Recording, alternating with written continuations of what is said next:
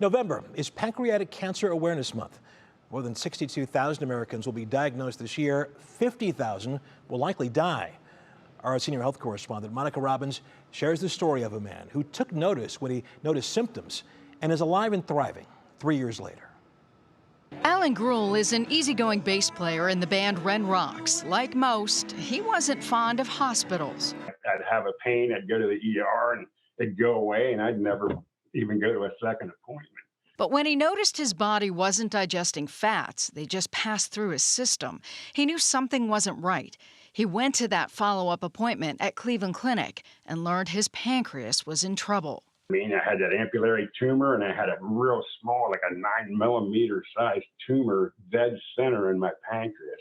So they removed it, and it's a miracle, I'm still here. The team removed his spleen and gallbladder, too. Then Al underwent chemo.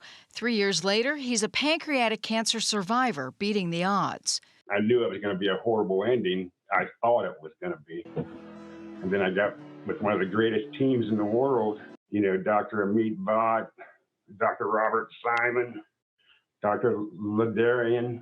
It's still a highly lethal disease that's difficult to diagnose and treat, primarily because there aren't a lot of great symptoms and there isn't a wonderful screening test. Symptoms can be vague, but may include jaundice or yellowing of the eyes and skin, dark urine, light-colored or greasy stools, itchy skin, belly or back pain, weight loss and poor appetite, blood clots, and diabetes. Pancreatic cancer 5-year survival rate is 11%. Al knows how lucky he is and hopes his story helps others. But sometimes I'll wake up and forget that this even happened to me because I feel so good. And November is also Diabetes Awareness Month, and Dr. Walsh advises those who get diagnosed with diabetes after age 50 to also be screened for pancreatic cancer. And there is some hope on the horizon. They are researching using a combination of chemotherapy and immunotherapy to use the patient's own immune system to fight the cancer. There are updated surgical procedures, and there's more research into the genetics of pancreatic cancer.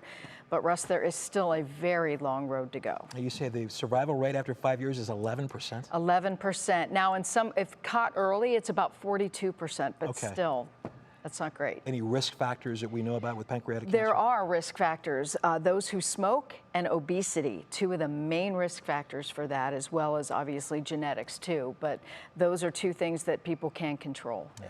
Okay. Monica Robbins, thank you so much. Sure.